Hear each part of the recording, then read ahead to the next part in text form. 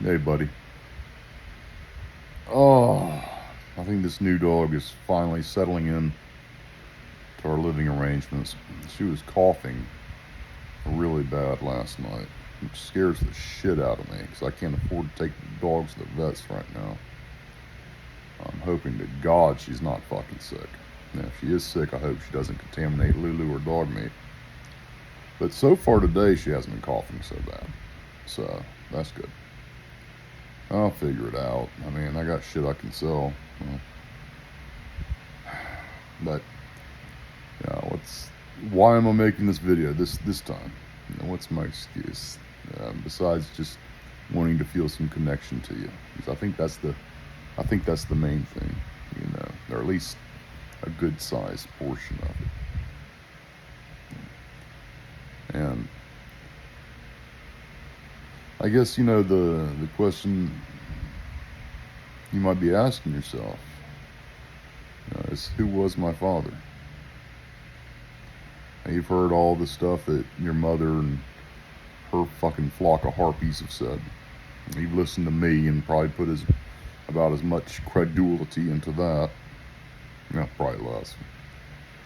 But eventually, you're going to be an adult, and maybe you'll see this video. I'm sure I'll be long gone by then. But, you're going to want to know, okay, well, who was my father really? Is he this incredible villain that I was raised to believe he was? Is he something else? Honestly, Storm, I think I'm probably the most average person on the planet. There's nothing really special about me. I'm a very flawed man. I've always admitted that. I don't know how flawed I am and how much I'm just beating myself up. I blame myself a lot where you and your siblings are at.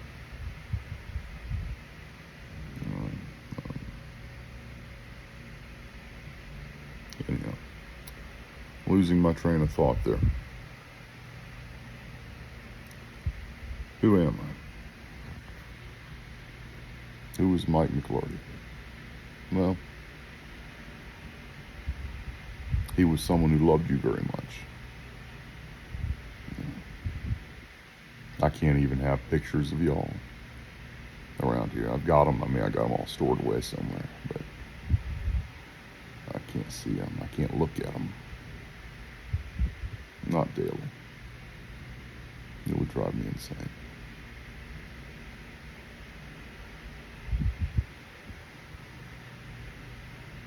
Like I believe I've mentioned before, my greatest motivators have always been to be loved and to be understood. I grew up a very lonely boy, moved around all the time, never really had any friends. Boo-hoo. Hey, and my childhood sucked pretty bad. Yeah. So, I don't know. But none of that shit's an excuse. My mom being a crazy bitch isn't an excuse. I'm responsible for me. I'm responsible for who I am, how my life turned out. And really, besides the lack of the kids, my life didn't turn out too bad. Sitting here in the country in a trailer, my 70-inch TV, 80-inch, I'm sorry. It could certainly be worse. Hopefully find a job soon. Wouldn't that be nice? Nobody wants to hire you when you get to my age, son. So, hope you got a good career. I think pride is another one of my big things. When I was 20, I thought I knew everything, and now that I'm 53, I know that I know very, very little.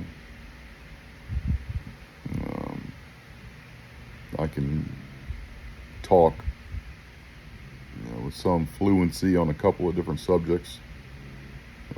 Pre-Renaissance history, early 1st century through 5 Christianity, paleoanthropology.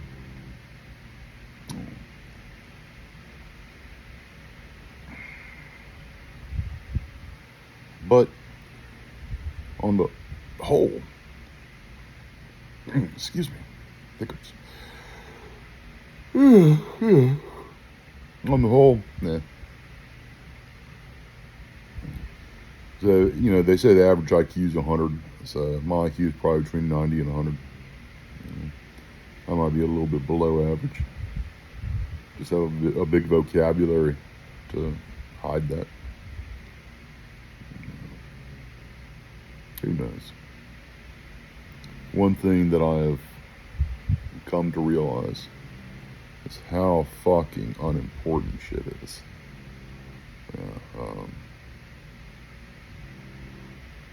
It's not like I'm going to be remembered, or celebrated. I'll be in a pauper's grave. So be it. I won't care. That's really probably my biggest fault, son, is I've just never cared what other people fucking think. And that sounds like a great thing. And in some ways it is, but it's a double-edged sword.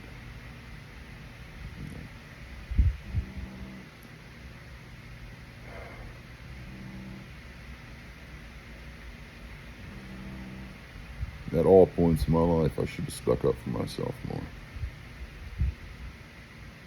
But like when me and your mother were, getting divorced, and she sicked all her friends on me, who gives a fuck what they think? Bunch of fucking idiots. Bunch of fucking dumbass virtue signalers. I just can't be bothered to give a shit what they think. I care what you think. I care what your brothers and sister think. And that hurts me. Because I know y'all don't think much of me.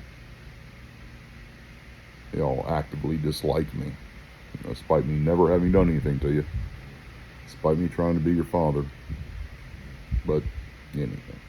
I care what y'all think. But those fucking dumbasses, they go fuck themselves. Shitheads.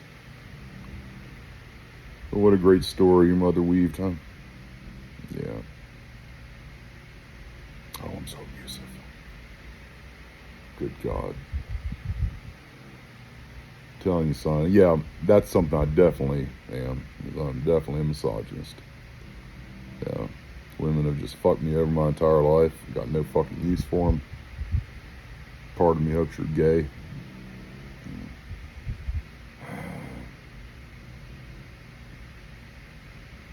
I realize it's not what we call politically correct to hate on a group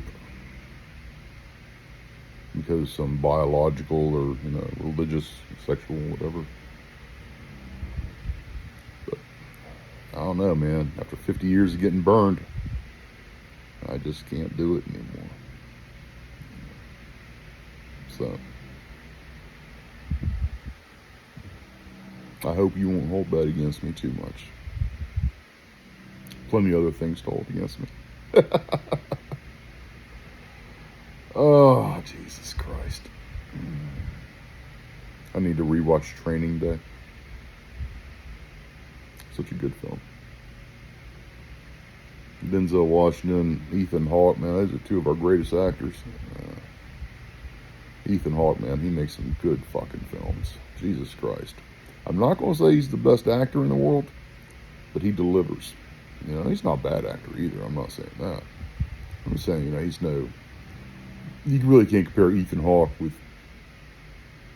Denzel Washington. Denzel Washington's a thespian. He's a Robert De Niro or Dustin Hoffman. But Ethan Hawke is good. I mean, Ethan Hawke has made some incredible movies. Both he's made that horror film, the scariest movie ever was. It's Sinister, I think. I can never remember if it's Sinister or Insidious, but it's the one with Ethan Hawke. Okay. And let's see, he made Gattaca. Man, Gattaca is good. Gattaca's a classic. Training Day, of course. I saw him in some time travel flick. That was really good. You know, time travel flicks, man. Oh, they have to tread real carefully to keep that suspension of disbelief. When you're building a world, the rules have to be consistent. That's a primary caveat of world building. You know, if you're an author or whatever, filmmaker. And a lot of time travel flicks mess that up. You know, they don't stick to their own rules, and then, you know, the whole production just falls apart like a house of cards made of tissue paper. Be consistent. And you know, man, and he's kind of like Bruce Willis. You know, Ethan Hawke. He always plays the same character more or less, the beleaguered everyman. Yeah, but he's good at it.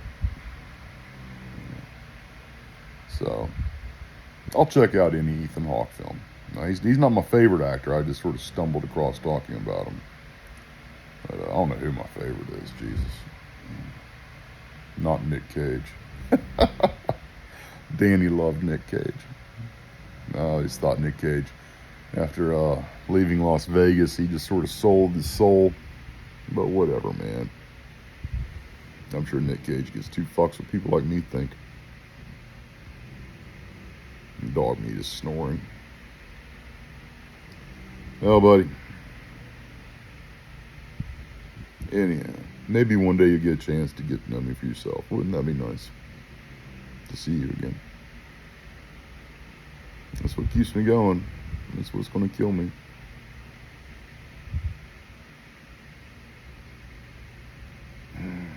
I wish things had been different, Storm. I tried. I tried to be in your life, son. I did everything I could. And I hope that counts for something. And if it doesn't, then it doesn't. So you may never see this anyhow. But if you do, know that I loved you to my dying breath. Talk soon.